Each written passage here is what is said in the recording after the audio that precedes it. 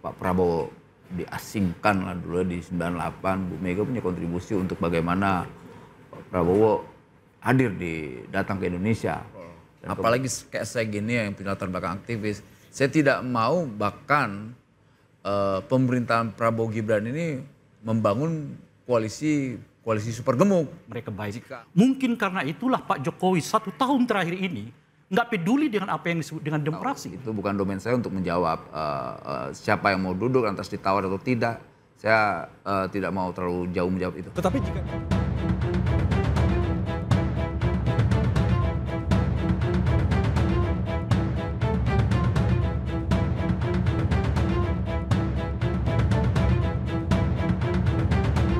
Bu Mega dan Pak Prabowo sudah ada secepatnya, ya. Sama satu pelantikan atau 2 pelantikan? Secepatnya.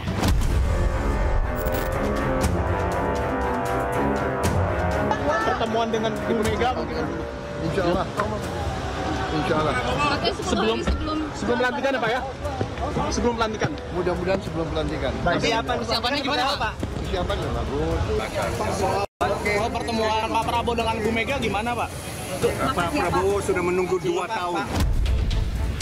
Saya kira baik pertemuan itu sehingga komunikasi antar tokoh-tokoh untuk kemajuan negara, untuk kemajuan bangsa.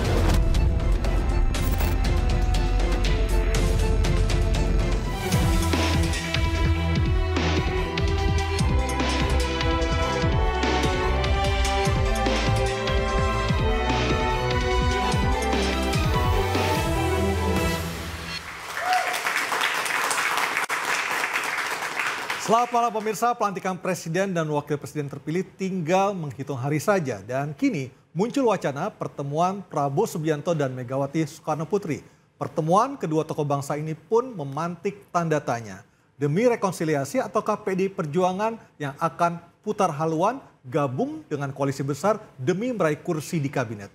Bersama saya Aryo Ardi, inilah interupsi Jokowi. Pertemuan Prabowo Megawati baik untuk negara.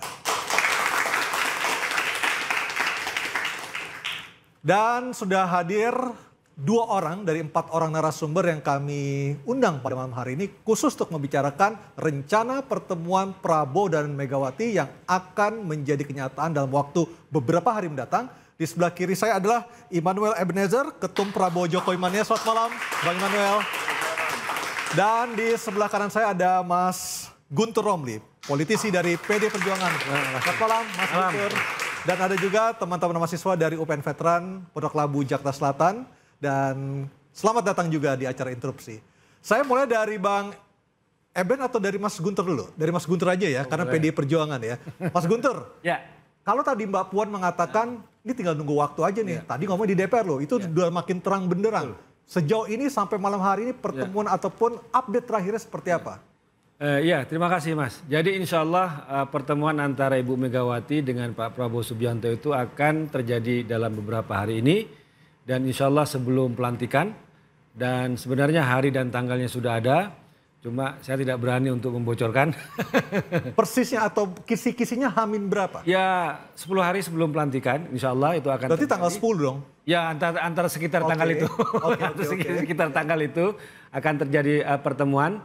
Namun kami juga ingin menginformasikan bahwa seperti disampaikan tadi oleh Pak Hashim ya, kalau dikatakan Pak Prabowo itu menunggu 2 tahun. 2 tahun. Ya sebenarnya bukan menunggu kan, dalam 2 tahun ini kan memang ada kompetisi antara Pak Prabowo dengan calonnya Ibu Megawati Soekarno Putri, bahwa dalam Pilpres kemarin Ibu Mega kan mencalonkan Pak Ganjar dan Pak Mahfud ya, tapi ternyata Pilpres sudah selesai dan juga Ibu Mega tidak bertemu dengan Pak Prabowo kan untuk menghormati konstituennya Pak Ganjar dan Pak Mahfud dan juga proses hukum yang waktu itu juga sudah berlangsung dan sekarang kita sudah tahu hasilnya. Jadi pada tanggal 20 Oktober pelantikan Pak Prabowo ya kita akan memberikan dukungan, akan menciptakan situasi yang kondusif, maka dalam konteks inilah pertemuan antara Ibu Megawati dan Pak Prabowo. Bukan tidak mau bertemu dengan Pak Prabowo, enggak. Karena kan konteksnya adalah kompetisi pilpres. Atau jangan-jangan di depan layar nggak mau ketemu tapi di belakang layar telepon-teleponan. Kalau telepon-teleponan biasa, komunikasi yang baik. Dan juga kita melihat bahwa hubungan antara PDI Perjuangan dengan Gerindra juga dalam waktu ini kan bagus. Misalnya ketika setelah putusan MK ya, untuk syarat di pilkada. Sebelumnya kan Gerindra kita tahu di Balik itu ingin melakukan revisi undang-undang pilkada. Kemudian ternyata tidak terjadi dan juga PDI Perjuangan juga meminta bahwa untuk mengawal putusan dari MK dan juga menolak revisi undang-undang pilkada. Kemudian juga PDI Perjuangan meminta beberapa tuntutan, misalnya untuk menunda revisi undang-undang TNI dan Polri, dan itu dilaksanakan oleh Gerindra, termasuk juga tidak mengotak-atik undang-undang MD3. Jadi kita melihat bahwa komunikasi sudah bagus antara PDI Perjuangan dengan Gerindra. Jadi tidak ada alasan kalau nanti Pak Prabowo dengan Ibu Mega tidak batal bertemu. Gitu. Mas Eben, kalau kita tadi dengar dari Mas Guntur, kira-kira H-10 sekitar tanggal 10 Oktober. Dari Gerindra sendiri udah ada kira-kira tanggal berapanya? Kalau soal tempat dan waktu dan hari, saya rasa memang tadi persis apa yang disampaikan Bung Guntur ya. Cari momen yang pas lah ya, gitu. Karena ini pertemuan ini kan sebetulnya pertemuan yang luar biasa lah ya kan. Pertemuan yang luar biasa yang kita harap-harapkan lah. Karena luar biasanya kenapa? Ini kan sebetulnya Prabowo dan Bu Mega ini kan seperti adik kakak nih. Gitu loh. Tapi pilihan politik lah yang memisahkan kedua. Ya nggak apa-apa, namanya adik kakak di rumah juga kadang-kadang kehidupannya kan masing-masing. Ada yang jadi polisi, ada yang jadi tentara, ada yang jadi pegawai negeri, ada yang jadi pengusaha. Kan biasa itu. Nah Bu Mega kemarin ngambil pilihan politiknya mendukung Ganjar. Kemudian adiknya misalnya Pak Prabowo nyalonin diri. Kan senang adik kakak. Makanya kan berkali-kali saya bilang 2024 nanti itu sebetulnya pertarungannya kompetisi persaudaraan. Dan itu terbukti pernyataan saya. Dan berkali-kali saya juga sampaikan bahwa pertemuan Bu Mega dan Pak Prabowo ini ya sebetulnya pertemuan yang ya adik kakak. Bagaimana ya? Bu Mega juga dengan Pak Prabowo waktu itu gitu loh. Bu Mega juga Pak Prabowo ya. Bahkan kedua pernah maju bareng 2009 ya. Jadi mereka pernah maju bareng di 2009. Ya. Dan bukan 2009 aja lah. Soalnya kan intensitas pertemuan Bu Mega dengan Pak Prabowo itu sering lah. Ini terkadang kan publik tidak tahu aja bahwa komunikasi dan lain-lainnya. Sebelum ada isu ini mereka sudah sering bertemu. Baik. Kita akan lihat dulu paket berikut ini yang kira-kira akan memberikan gambaran kepada kita semua kapan waktu pertemuan antara Prabowo Subianto dan Megawati Soekarno Putri.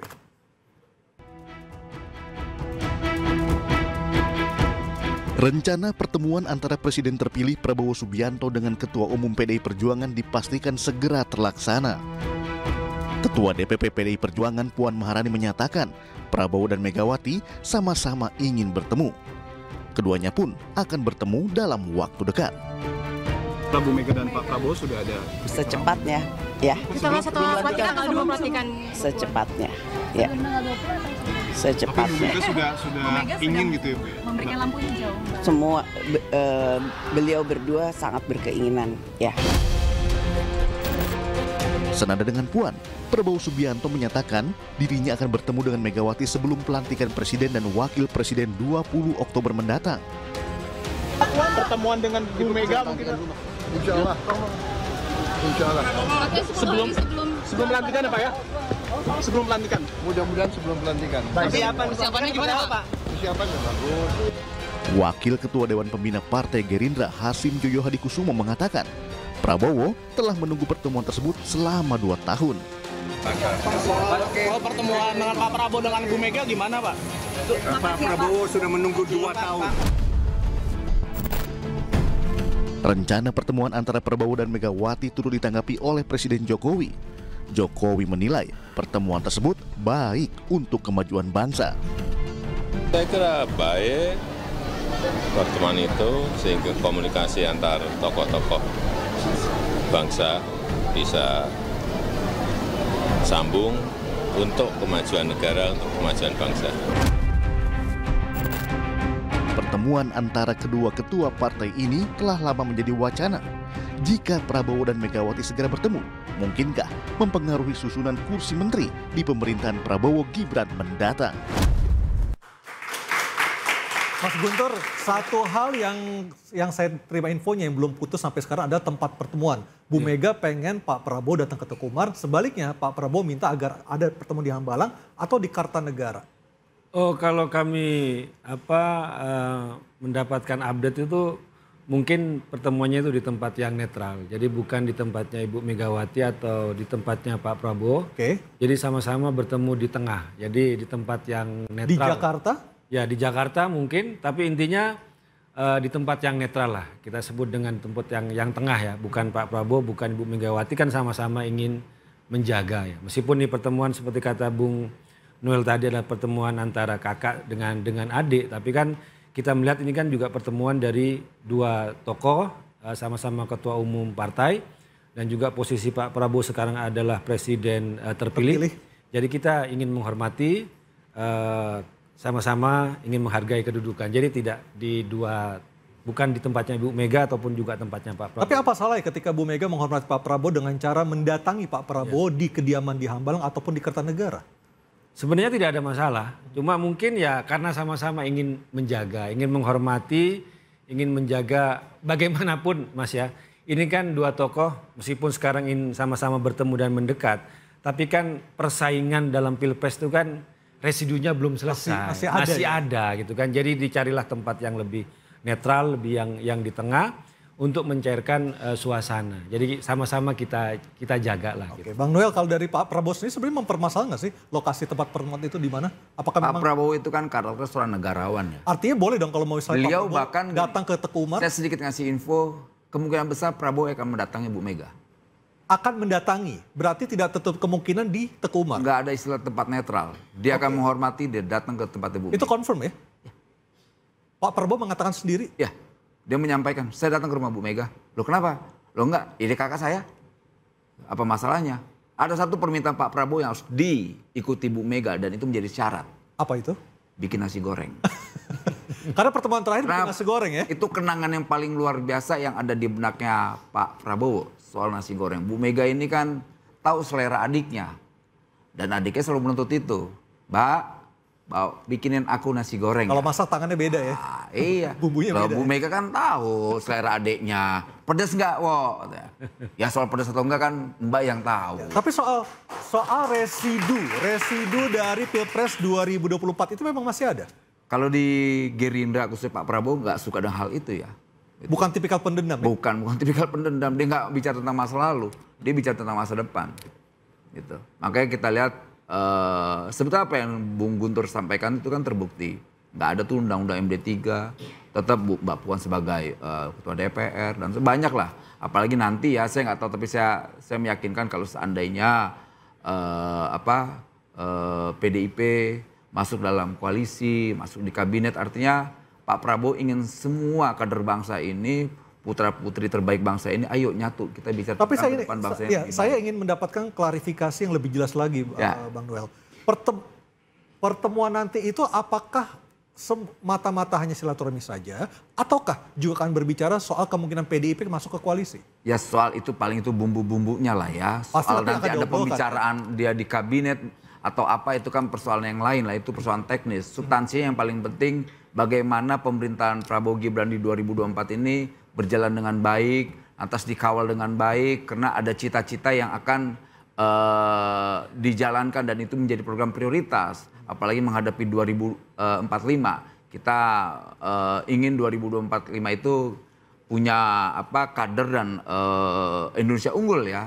Nah kita ingin menciptakan kader-kader unggul di 2045 dan itu juga pasti kepentingan Bu Mega, kepentingan partai PDIP terkait ideologinya.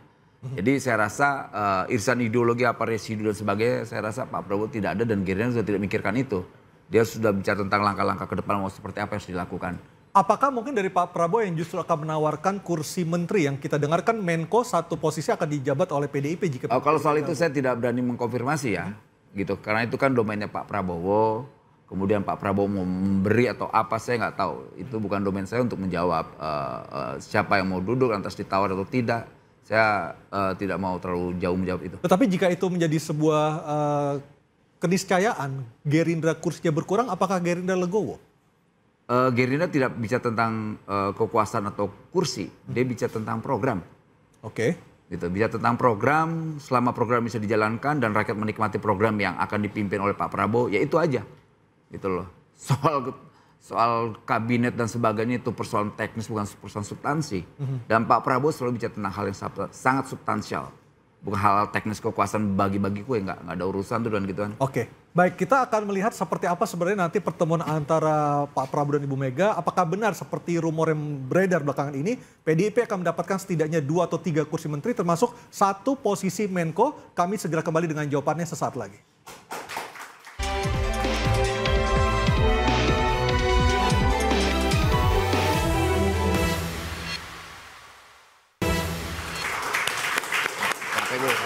Dan sudah bertambah lagi tamu saya pada malam hari ini ada Bang Ray Rangkuti, pengamat politik di sebelah kanan saya. Selamat malam Bang Ray. Malam Bung. Dan Bang Boni Hargens, pengamat politik di sebelah kiri saya. Bang Boni, selamat malam, apa kabar? Malam, kabar baik Mas. Saya ke Bang Boni dulu deh. Bang Boni, kalau kita melihat rencana pertemuan Mega dan Prabowo ini, kita tidak bisa menafikan faktor Pak Jokowi.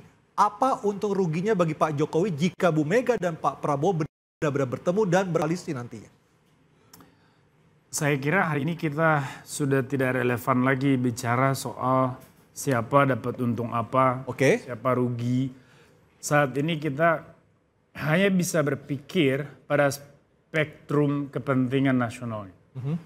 Bagaimana kita bisa menjahit kembali perbedaan-perbedaan politik yang kemarin cukup konfliktual, kemudian itu dirajut ulang supaya terbangun stabilitas.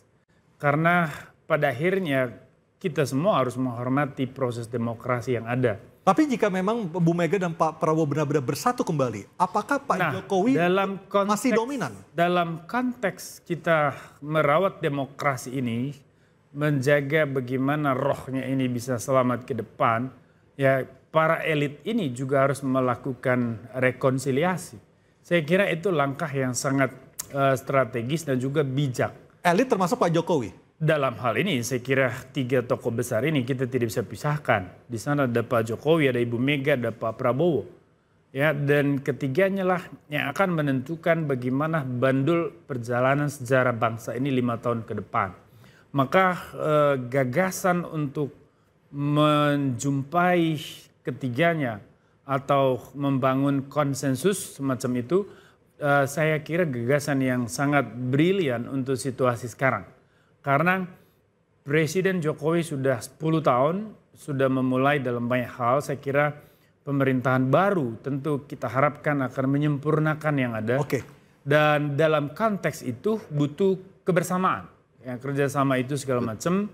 Ya, tetapi tentu saja kita tidak akan pernah bisa melupakan bahwa bangunan demokrasi ini di mana 3 pilar utama itu, pasar, negara, dan civil society itu harus dijaga keseimbangannya. Oke, baik, saya ke Bang Ray. Bang Ray, bagi Pak Jokowi apa sih keuntungan dan kerugian ketika Bu Mega dan Pak Prabowo bersatu? Karena ada yang bilang dengan bersatunya Bu Mega dan Pak Prabowo, Pak Jokowi tidak bisa dominan lagi karena Pak Prabowo punya backup power kekuasaan yang begitu besar dengan masuk ke PDIP. Maka oleh karena itu bukan keuntungan yang diraih oleh Pak Jokowi. Anda sepakat ya? Ya justru mungkin akan lebih banyak kerugiannya. Karena ini kan secara simbolik mau mengatakan bahwa ke depan itu peran Pak Jokowi makin minimalis. Yang makin membesar itu adalah peran Pak Prabowo dengan Ibu Megawati. Maka pertemuan 2 tokoh ini sebenarnya sangat dinantikan oleh orang dalam kerangka apa yang disebutkan tadi oleh Bung Boni yang menuju kepada rekonsiliasi. Meskipun rekonsiliasi dan tidak dalam pengertian bahwa keduanya bersatu dalam satu gabungan. Artinya kalau kita kerucutkan lagi, Gibran pun juga terancam akan powerless ke depannya dengan bersatunya Megawati dan Prabowo ini. Menurut saya sih kehadiran Ibu Mega untuk menambah aja. Tanpa kehadiran Ibu Mega pun peran signifikan Gibran itu juga menurut saya nggak akan ada. Pertama karena struktur desain dari sistem ketenagaraan kita yang nggak memberi ruang yang cukup bagi wakil presiden ya. Dan yang kedua, kecuali nanti di undang-undang soal pilkada, soal Jakarta gitu ya.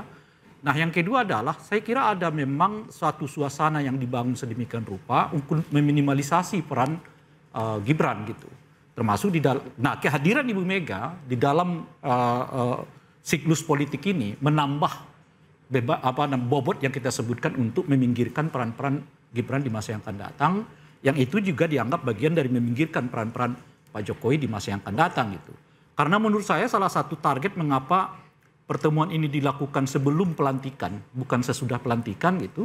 Salah satu simbol yang mau diraih oleh Pak Prabowo itu saya kira adalah mau mengatakan bahwa sekarang Pak Prabowo itu adalah Prabowo.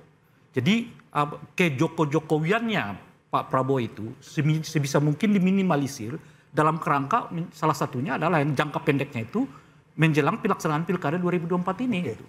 Mengapa wajah Pak Jokowi diminimalisasi dalam kerangka Pilkada 2024 ini gitu?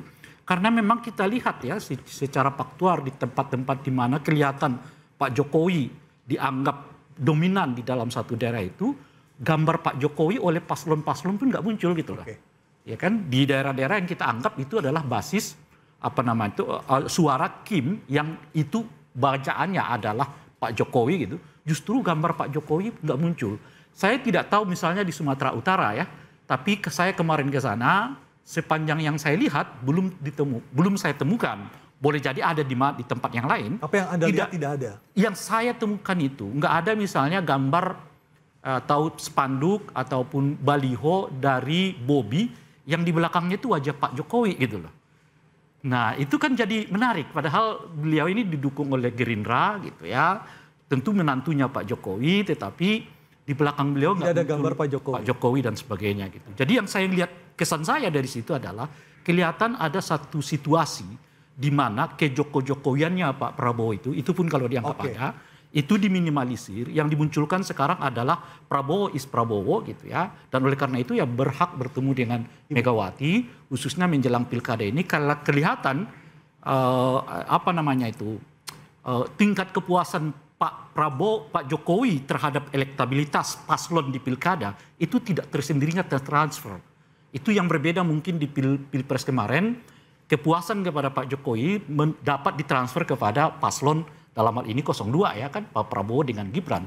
Tapi di pilkada ini ada kesan sebaliknya. Baik. Jadi meskipun tingkat kepuasan kata survei mencapai hampir 80%, 75,sekian%, tapi kelihatan di lapangan pilkada nggak muncul itu apa yang disebut dengan tingkat kepuasan Pak Jokowi itu pada calon-calon yang dianggap bagian dari Pak Jokowi gitu. Baik. Bagaimana, apakah benar Pak Prabowo ingin menunjukkan jati dirinya untuk mengurangi kesan ketergantungannya kepada Pak Jokowi dengan pertemuan dengan Ibu Mega ini? Ya bisa benar juga itu, tapi kan gini, Pak Prabowo ini kan punya karakter yang orang sama-sama ketahui ya. Dia punya konsistensi, kemudian dia seorang ksatria, dia selalu menghormati siapapun yang punya kontribusi jasa dalam hidupnya. Tidak Bu Mega dulu waktu Pak Prabowo diasingkan lah dulu di 98, Bu Mega punya kontribusi untuk bagaimana Pak Prabowo hadir datang ke Indonesia. Dan kemudian dia berselisih dan sebagainya. Kemudian Pak Jokowi juga punya kontribusi besar dalam proses pemenangannya kemarin. Hal-hal kecil begitu di mata Pak Prabowo itu berarti.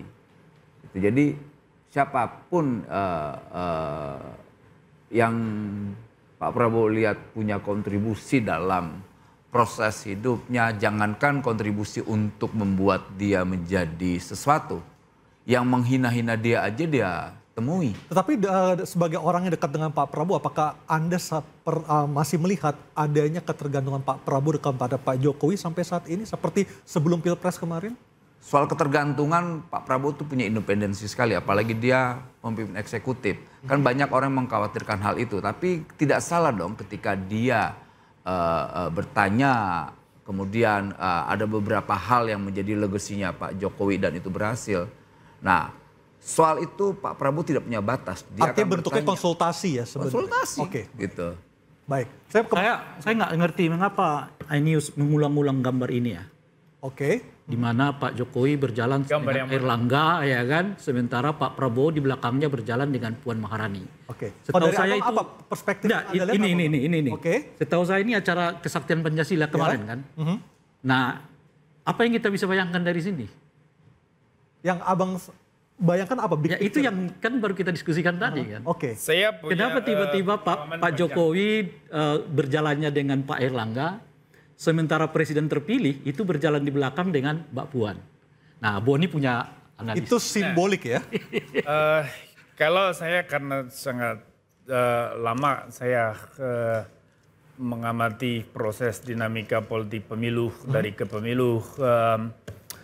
Hampir 20 tahun terakhir. Oke. 4 kali pemilu ya? Yes. Saya mengenal Ibu Puan dari dulu sekali dan ngobrol. Saya juga dulu membantu Pak Prabowo dan Ibu Mega Pro 2009 sebagai paket Pilpres berhadapan dengan Pak SBY di sebelah Noel senyum-senyum. Saya kira kedekatan itu bukan sesuatu yang tiba-tiba, tetapi sangat historical, ada backgroundnya dan dialektika hubungan itu terus berjalan secara Tapi kalau Anda melihat susunan artinya ini, kalau ini gambar mau ditafsir sebetulnya Bung Rai saya kira mau mengatakan bahwa PDIP dan Gerindra itu tidak pernah ada masalah. PDIP dan Gerindra itu bersaudara. Jadi situasinya seperti apapun, ini sama-sama partai nasionalis, pakem ideologisnya ya. Sama-sama partai nasionalis, punya visi misi keindonesiaan yang juga mirip. Tentu saja masuk akal kalau kemudian keduanya harus bersatu. Karena kan situasinya sekarang kita harus bersama membangun Indonesia kan. Bukan lagi untuk mundur.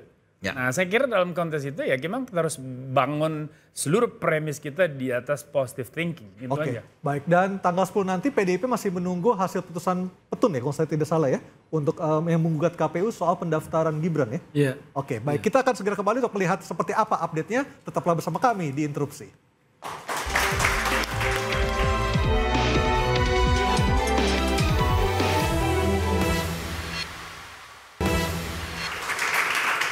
Mas Guntur, partai Anda menggugat KPU ke PT UN untuk yang menerima pencalonan Gibran sebagai calon wakil presiden ketika Pilpres. Peluang Anda untuk menang tanggal 10 nanti seperti apa? Ya semoga diterima. Artinya tetap berkeinginan untuk menang, untuk menggolkan. Ya kita kan melihat bahwa ada cacat ya dalam proses pendaftaran Gibran ya. Dari putusan MK, kemudian juga sebelum PKPU disahkan itu kan.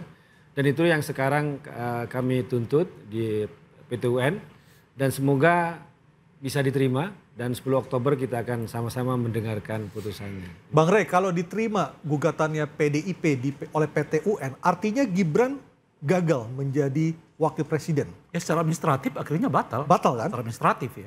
Karena artinya kan tidak memenuhi syarat kan.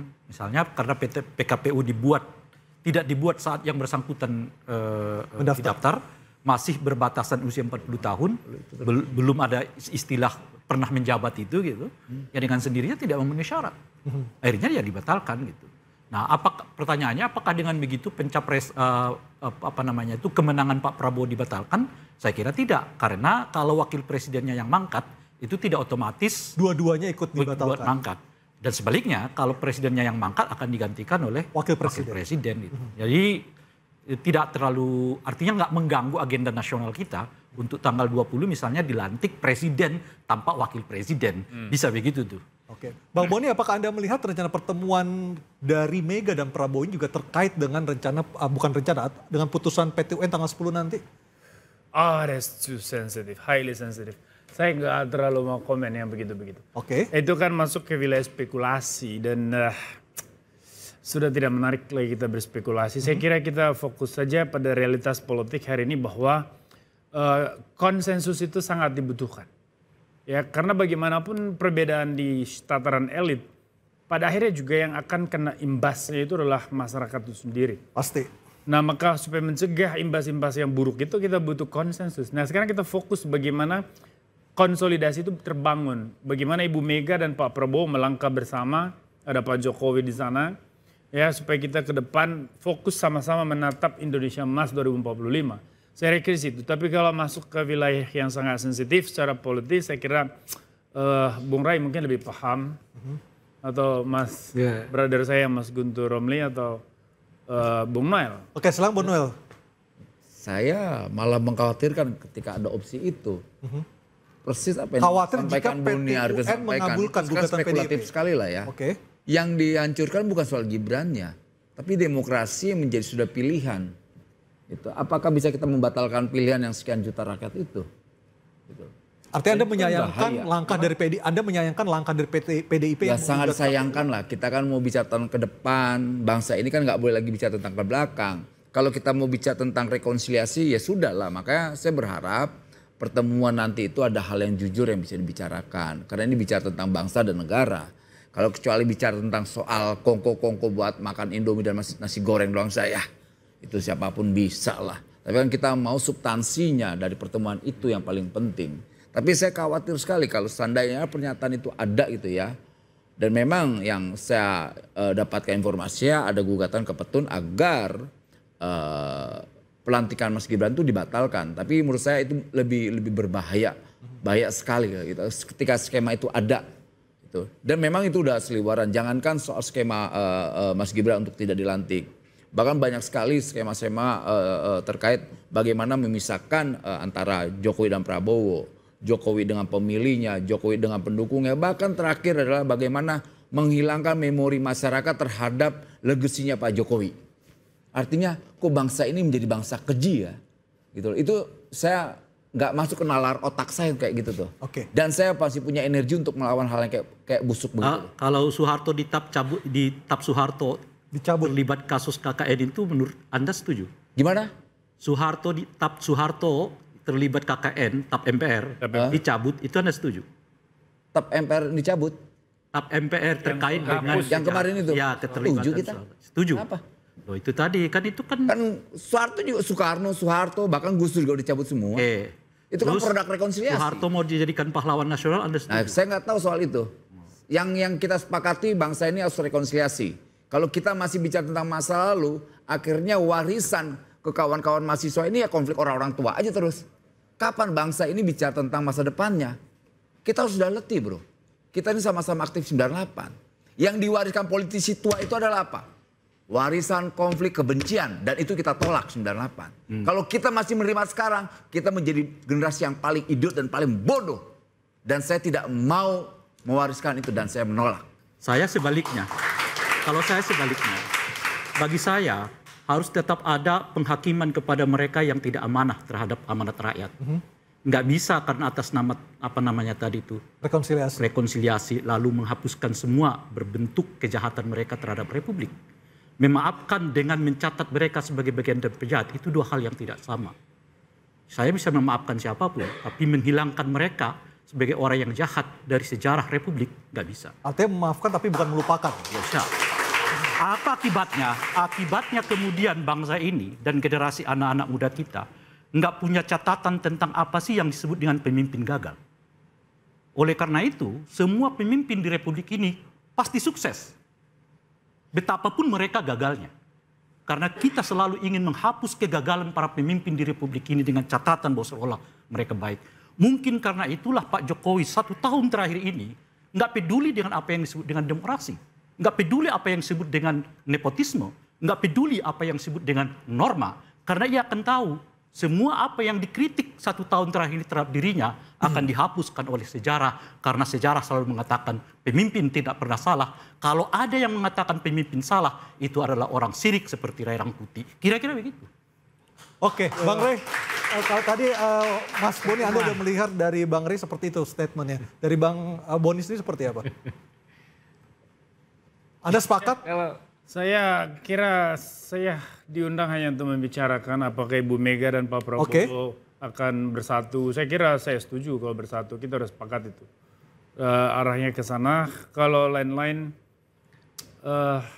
saya tidak tertarik. Ya, Mas, saya ingin menjawab tadi, merespon soal pertemuan antara Ibu Megawati dengan Pak Prabowo itu.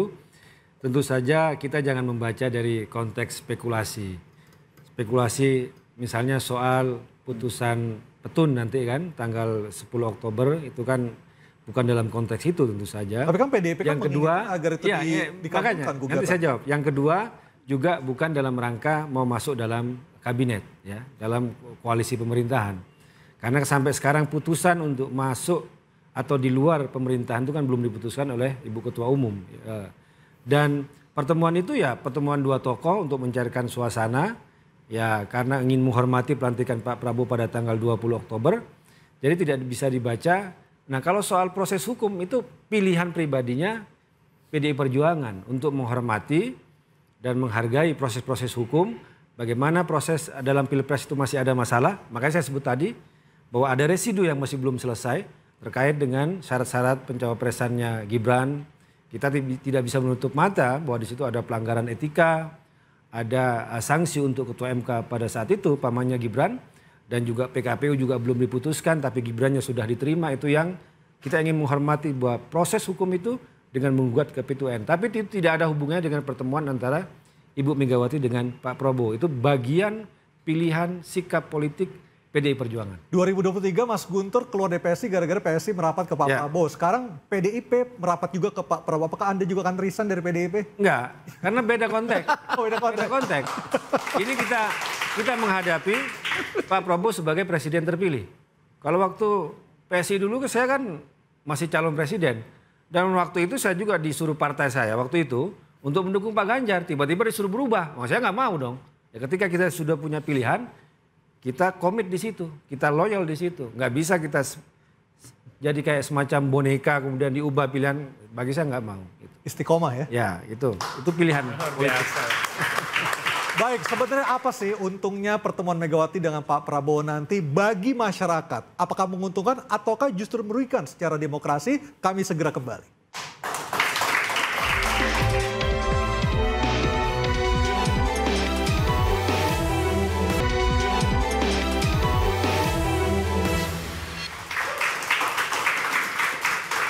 Mas Guntur, dengan pertemuan Bu Mega dengan Pak Prabowo ini tidak khawatir PDIP akan ditinggal pendukung setianya? Karena dianggap justru bergabung dengan Pak Prabowo? Gini, kalau pertemuan antara Ibu Mega dengan Pak Prabowo itu di internal PDI Perjuangan itu tidak ada penolakan. Oke. Bahkan kita ikut menyambut ya pertemuan tersebut. Nah cuma kalau opsi soal mau masuk dalam kabinet, nah ini masih ada diskusi. Meskipun ya tentu saja semua kader itu tunduklah pada keputusan Ibu Ketua Umum, apapun yang diputuskan. Karena itu kan dalam ADRT kami kan jelas bahwa sikap politik partai itu ditentukan oleh keputusan Ibu Ketua Umum. Tapi kalau untuk mau masuk dalam kabinet, kalau kita bercermin dari putusan Rakernas PDI Perjuangan terakhir bulan Mei 2024, suasana kebatinan pada waktu itu kan ingin di luar pemerintahan. Bahwa ingin menjaga demokrasi, ingin membentuk kekuatan penyeimbang, ada demokrasi yang check and balances ya. Jadi kalau membaca suasana kebatinan PDI Perjuangan sampai saat ini pun masih ada yang ingin berada di luar pemerintahan. Meskipun nama Pak Budi Gunawan santer sekali terdengar untuk menjabat sebagai Menko Polhukam. Kami belum mendengar informasi tersebut karena sampai saat ini belum ada keputusan Ibu Ketua Umum mau berada dalam pemerintahan atau tetap mau di luar. Jadi siapapun yang mengatasnamakan kader PDI Perjuangan tidak boleh ngedil sendiri. Tidak boleh ada yang ngedil di belakang Ibu Ketua Umum itu tidak ada. Satu pintu melalui Bu Mega. Ya itu jelas itu. Baik. Bang Rey, kalau tapi Pak BG kan bukan kader PDI Perjuangan secara resmi. Betul. Tapi kan irisannya memang kalau sebagai representasi dari PDI Perjuangan.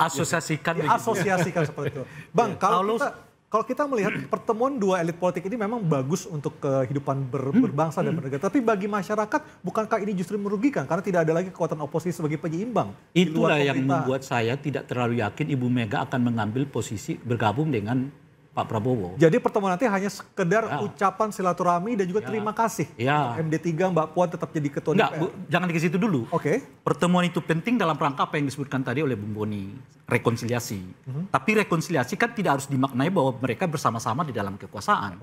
Rekonsiliasi bisa saja beda jalan tetapi kita bersepakat bahwa tujuan kita ke masa depan, bukan ke masa lalu kan. Kira-kira gitu tuh.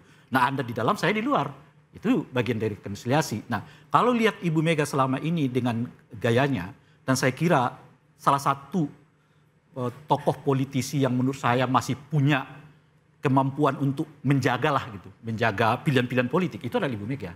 Oleh karena itu, feeling saya 90% PDI nggak akan masuk ke dalam kekuasaan. Dia akan mengambil jalan oposisi. Gitu. Sekalipun ditawarkan oleh Pak Prabowo ya? Kan sederhana, kalau mau berkuasa sih mereka iakan saja 3 periode dulu tuh. Kan selesai tuh. Paling ketinggalan kan cuman Noel kan. Noel ketinggalan biarin dah kalau Noel ketinggalan. Gitu. Kalau itu mau berkuasa, kalau ambisi Pak Ibu Mega itu semata-mata kekuasaan, dia iakan saja 3 periode. Kan cuma Ibu Mega yang bertahan. Dari sekian banyak elit politik saat itu. Saya tetap konstitusional kata Ibu Mega, 2 periode cukup. Bahkan karena itu beliau berpisah dengan Jokowi kan. Karena mempertahankan prinsip itu. Masa begitu hebat Ibu Mega mempertahankan prinsip konstitusionalitas kok cuma dapat 3-4 kursi menteri lalu goyah, kan nggak masuk akal menurut saya itu yang kita kenal dari Ibu Mega, itu maksud saya gitu ya.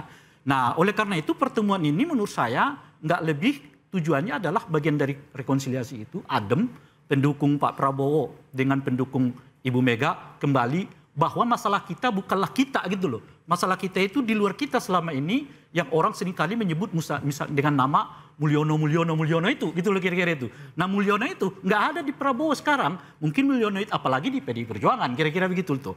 Nah oleh karena itulah besar dugaan saya mereka akan membicarakan agenda-agenda strategis. Dan itu udah terlihat sebelum pertemuan ini sendiri, efek pertemuan itu udah terjadi. MPR dan DPR dipegang PDIP dan Gerindra. Sebelum itu.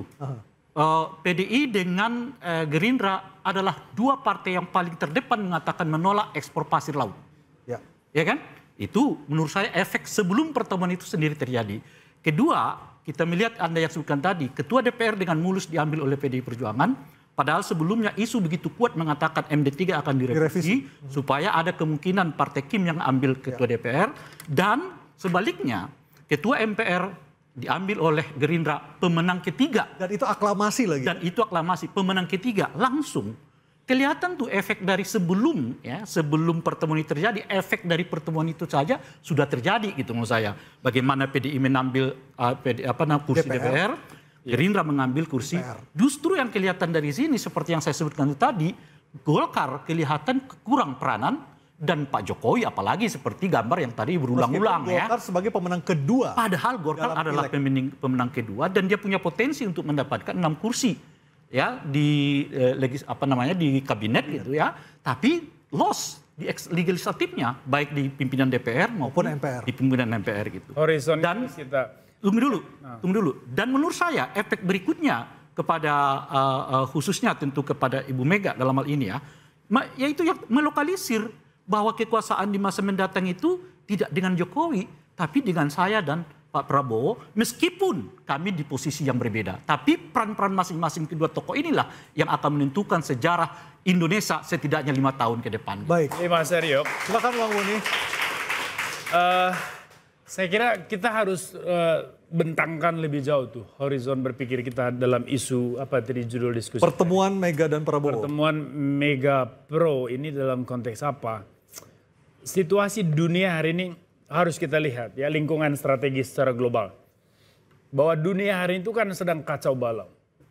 Gaza terus meningkat itu suhu konfliknya.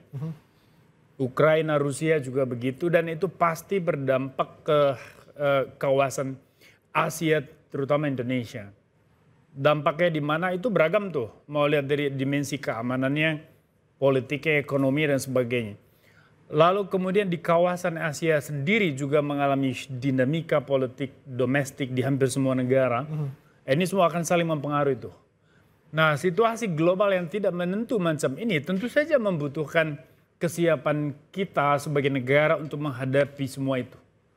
Maka pertemuan Ibu Mega dan Pak Prabowo tentu saja dalam rangka memperkuat kuda-kuda kita di dalam merespons potensi ancaman yang muncul dari lingkungan global ini. Baik. Nah, maka langkah pertama itu adalah bagaimana kita meredusir potensi ancaman dari lingkungan domestik ya, dalam negerinya.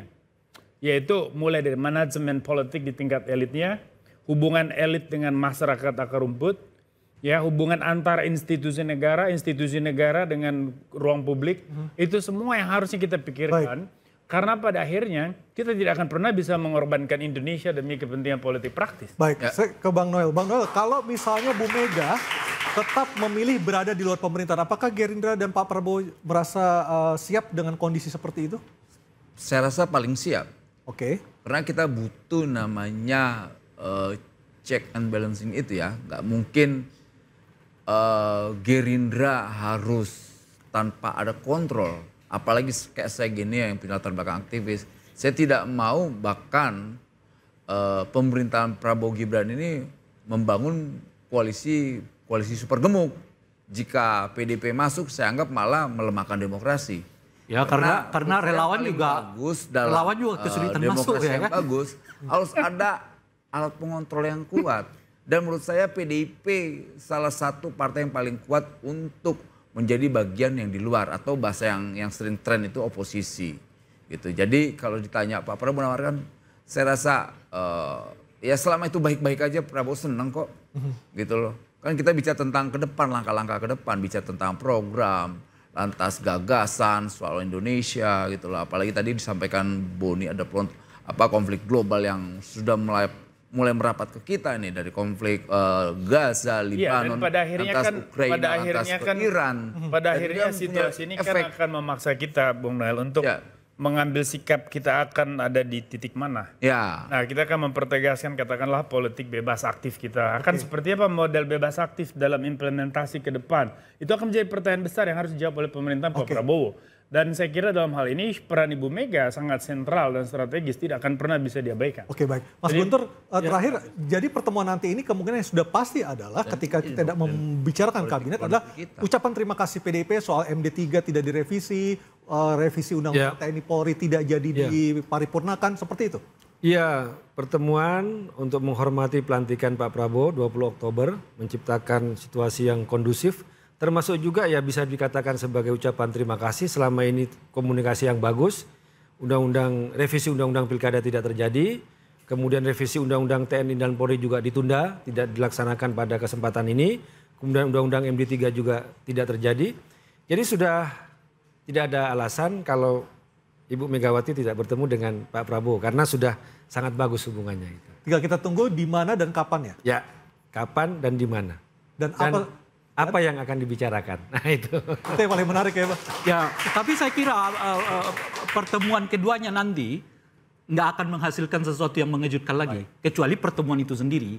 Kontennya sudah nggak ada karena kontennya udah ada sebelumnya. Ya kan? Kita udah bisa memprediksi ya kan, DPR, MPR gitu. Setelahnya boleh jadi Ibu Mega mengatakan kami bersepakat untuk membangun Indonesia dengan posisi yang saling menghargai. Pak Prabowo memimpin bangsa ini, saya mengoposisi, adapun Mulyono menjadi penonton. Kira-kira begitulah. Oke, kita akan tunggu seperti apa nanti realisasi pertemuan Ibu Mega dan Pak Prabowo. Dan tentunya kami berharap sebagai rakyat, kami juga bisa hidup dalam alam demokrasi yang terjaga selama 5 tahun mendatang. Selamat malam, saya Aryo Ardi. Terima kasih Anda telah bersama kami dalam Interupsi. Sampai jumpa. Terima kasih.